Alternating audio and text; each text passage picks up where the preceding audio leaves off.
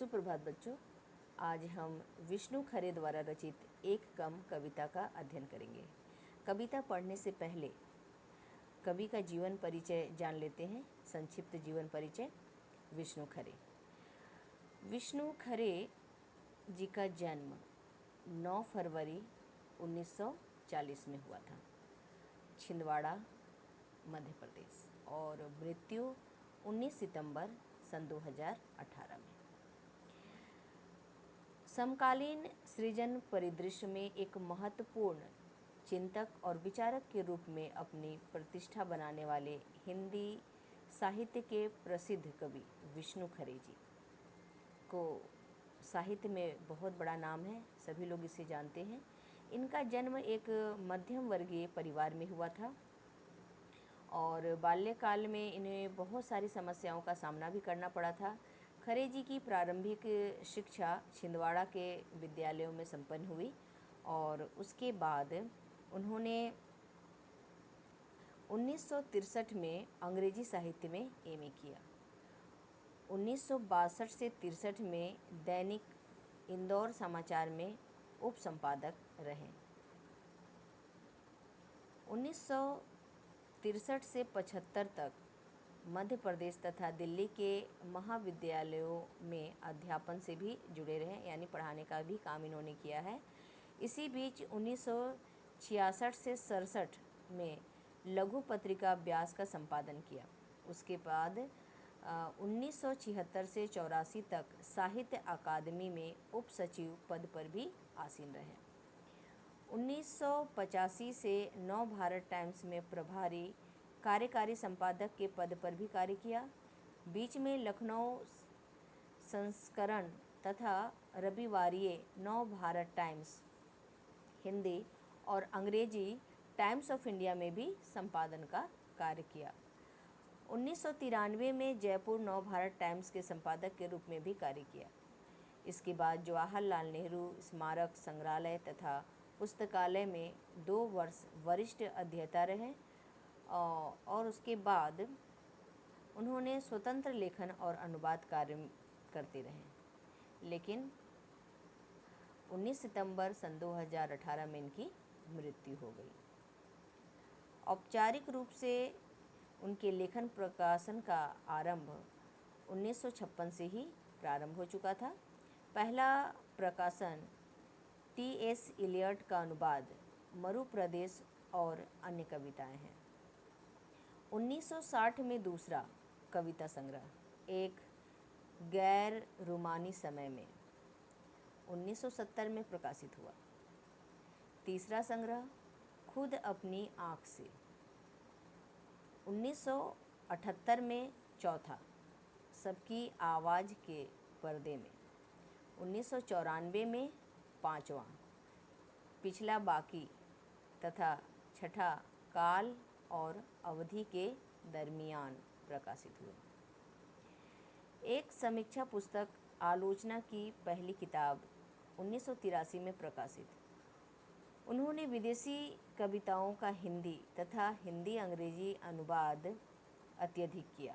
जैसा कि आप जानते हैं, अभी बताया गया कि इन्होंने अंग्रेजी में एमए की उपाधि प्राप्त की थी और इसी कारण हिंदी और अंग्रेजी दोनों विषयों में इनका समान अधिकार था, इसलिए इन्होंने अनुवाद का कार्य बहुत अच्छे से किया है।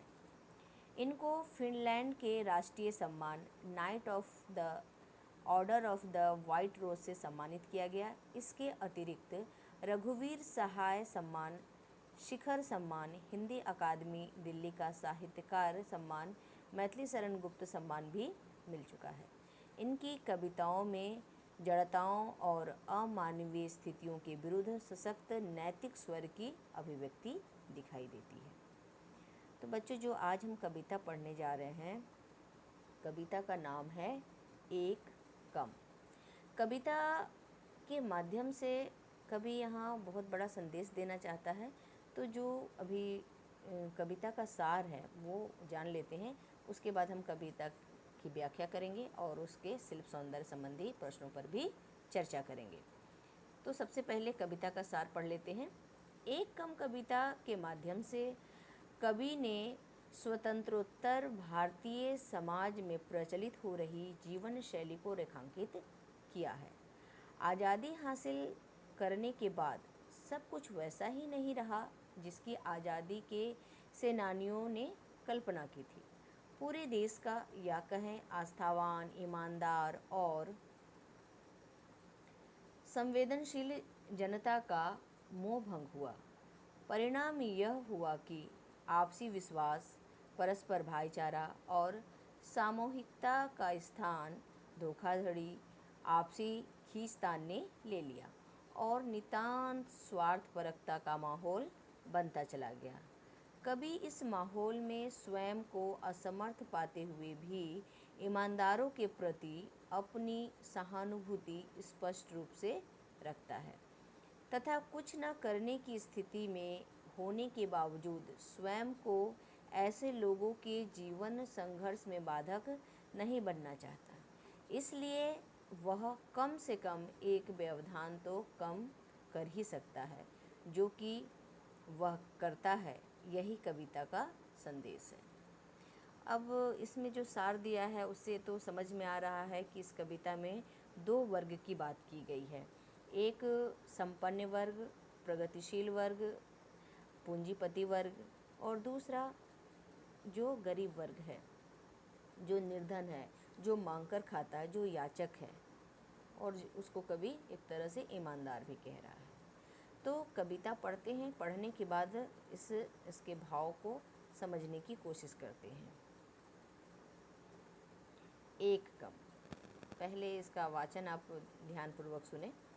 एक कम, 1947 के बाद से इतने लोगों को इतने तरीक़ों से आत्मनिर्भर, मालामाल और गतिशील होते देखा है कि अब जब आगे कोई हाथ फैलाता है 25 पैसे, एक चाय या 2 रोटी के लिए, तो जान लेता हूँ मेरे सामने एक ईमानदार आदमी, औरत या बच्चा खड़ा है। मानता हूँ कि हाँ, मैं लाचार हूँ, कंगाल या कोढ़ी, या मैं भला चंगा हूँ और कामचोर और एक मामूली धोखेबाज, लेकिन पूरी तरह तुम्हारे संकोच, लज्जा, परेशानी या गुस्से पर आश्रित, तुम्हारे सामने बिल्कुल नंगा, निर्लज और निराकांक्षी। मैंने अपने को हटा लिया है हर होड़ से। मैं तुम्हारा विरोधी, प्रतिद्वंदी या हिस्सेदार नहीं। मुझे कुछ देकर या न देकर भी तुम कम से कम एक आदमी से तो निश्चिंत रह सकते हो। अब कविता समझने की कोशिश करते हैं। जितनी सरल और सहज दिखती है उतनी सरल सहज नहीं है। इसमें बहुत गहरी बात छुपी है बच्चों, और कंफ्यूज बिल्कुल नहीं होना है। इसमें मैं शैली का प्रयोग किया गया है, जिसमें मैं के द्वारा किसी वर्ग को प्रतीक माना जाता है, और मैं के कारण ही इस कविता में संशय पैदा होता है। अब ध्यान देना है। एक कम कविता। अब एक एक लाइन पढ़ते हैं और समझने की कोशिश करते हैं इस कविता में क्या कवि कहना चाहता है।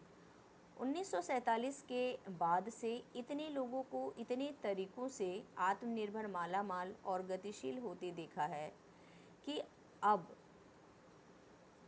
जब आगे कोई हाथ फैलाता है 25 पैसे, एक चाय या 2 रोटी के लिए, तो जान लेता हूँ मेरे सामने एक ईमानदार आदमी, औरत या बच्चा खड़ा है। यहाँ कवि कहते हैं कि आज़ादी मिलने के बाद 1947 में 15 अगस्त 1947 में हमें आज़ादी मिल गई थी। भारत देश आज़ाद हो गया था, और आज़ाद होने के बाद जो हमारे स्वतंत्रता सेनानी थे, जिसने देश को आज़ाद कराया, उन्होंने सोचा था बहुत अच्छी स्थिति आएगी, सब कुछ अच्छा ही अच्छा होगा, कुछ भी बुरा नहीं होगा। लेकिन ऐसा हुआ नहीं। 1947 के बाद इतने लोगों को इतने तरीके से आत्मनिर्भर, मालामाल और गतिशील होते देखा। कभी कहते हैं कि मैंने बहुत लोगों को आत्मनिर्भर होते देखा, मालामाल होते देखा, प्रगति करते हुए देखा। अच्छी बात है, सबने प्रगति की, लेकिन ऐसे में जब कोई हाथ फैलाता है, अब जब आगे कोई हाथ फैलाता है, किसके लिए? 25 पैसे के लिए, एक चाय के लिए, 2 रोटी के लिए, तो कभी को लगता है कि ये वे लोग हैं जो बेचारे ईमानदार हैं, चाहे वो आदमी हो, औरत हो, बच्चा हो। याचक जो मांगने वाले हैं, गरीब वर्ग है जो भीख मांगकर अपना गुजारा कर रहे हैं, उनको देखकर कभी को कहीं ना कहीं लगता है कि ये जो हमारे सामने याचक के रूप में, भीख मांगने वाले के रूप में खड़े हैं, वह एक ईमानदार वर्ग है। इनमें इतनी ईमानदारी थी कि ये बेईमानी करके आगे बढ़ना नहीं सीख पाए। आगे की पंक्ति बहुत ही ध्यान देने वाली बात है। बच्चा खड़ा है, मानता हुआ कि हाँ मैं लाचार हूँ, कंगाल या कोढ़ी, या मैं भला चंगा हूँ और कामचोर और एक मामूली धोखेबाज, लेकिन पूरी तरह तुम्हारे संकोच, लज्जा, परेशानी या गुस्से पर आश्रित। अब जो मांगने वाला है, याचक है, जो भीख मांगने वाला भीखमंगा है, वह कहता है, उस वर्ग के लिए कवि ने कहा है कि मानता हुआ कि हाँ मैं लाचार हूँ। वह वर्ग मानता है अपने आप को कि हाँ वो लाचार है, हाँ वो कंगाल है, वह कोढ़ी है, और यह भी मानता है कि हाँ भला चंगा भी है, लेकिन कामचोर है। भला चंगा होने से क्या होगा? काम करने की चाह नहीं है, कामचोर है। और वह ये भी मानने के लिए तैयार है कि हाँ हम धोखेबाज है, धोखे से लोगों को ठग कर पैसा मांगते हैं, क्योंकि काम करने की इच्छा उनमें नहीं है। लेकिन पूरी तरह तुम्हारे संकोच, लज्जा, परेशानी या गुस्से पर आश्रित, क्योंकि ये याचक है, भीख मांगने वाले हैं, इसलिए जो भीख देने वाले हैं वो संकोचवश भीख दे, लज्जावश भीख दे, परेशान होकर दे या गुस्से में भीख दे, वह पूरी तरह उन पर आश्रित है। वो जैसे भी दे वह उनके भिक्षा पर ही आश्रित है। तुम्हारे सामने बिल्कुल नंगा, निर्लज और निराकांक्षी मैंने अपने को हटा लिया है हर होड़ से। और यहाँ फिर गरीब वर्ग की बात हो रही है कि जो गरीब वर्ग है, भीख मांगने वाला वर्ग है, याचक है, वह कैसा है? बिल्कुल निर्लज, निराकांक्षी, नंगा, यानी किसी प्रकार की कोई शर्म लज्जा नहीं है उसमें, और ना ही उसमें कोई महत्वाकांक्षा रह गई है कुछ करने की, कुछ पाने की अधिक चाह रह गई है कि मैं पैसे वाला हो जाऊं, अमीर हो जाऊं। किसी प्रकार की भी कोई चाह उसके अंदर नहीं है। और वह वर्ग कहता भी है कि मैंने हटा लिया है हर होड़ से। जो एक आगे बढ़ने की जो प्रतियोगिता चल रही है देश में, उस प्रतियोगिता से, उस स्पर्धा से मैंने, इस वर्ग ने अपने आप को हटा लिया है। मैं तुम्हारा विरोधी, प्रतिद्वंदी या हिस्सेदार नहीं। और कहता है कि हम आपके प्रतिद्वंदी भी नहीं हैं, ना हिस्सेदार है।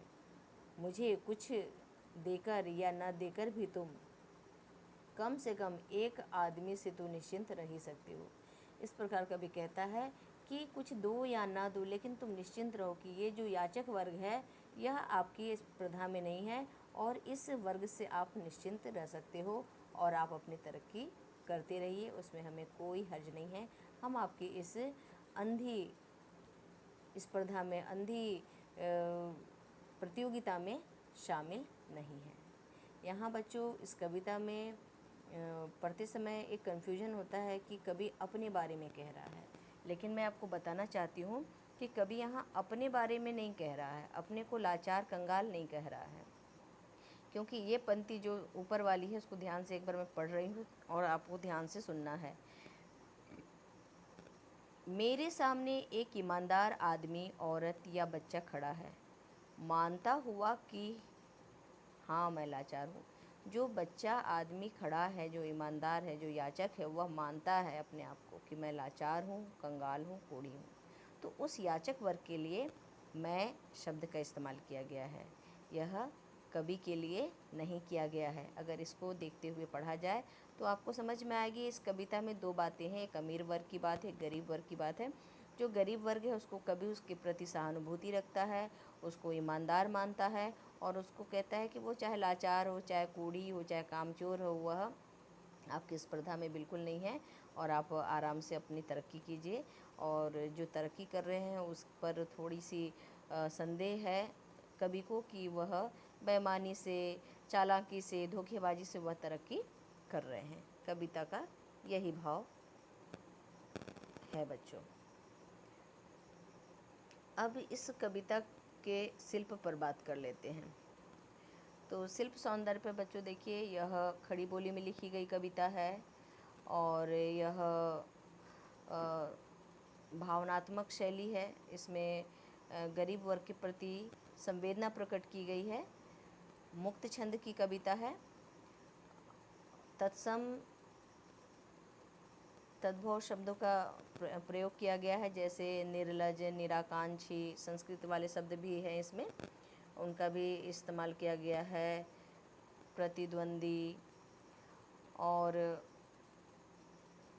अनुप्रास अलंकार कविता में दिखाई पड़ता है, जैसे कि आदमी, औरत और हर, होड़, ह वर्ण की आवृत्ति हुई है। तो पूरी कविता में अनुप्रास अलंकार की छटा दिखाई देती है और इसमें शब्द शक्ति लक्षणा है और गुण प्रसाद गुण है। उम्मीद करती हूँ बच्चों आपको ये कविता अच्छे से समझ आ गई होगी। यदि किसी प्रकार की कोई समस्या हो या डाउट हो तो क्लास जब भी मैं लूँगी उस समय इस पर एक ज़रूर डिस्कस करेंगे। और आप जीवन परिचय और कविता का सार अपने शब्दों में कॉपी में लिख लीजिएगा। उम्मीद है आपको कविता अच्छे से समझ आ गई होगी। धन्यवाद।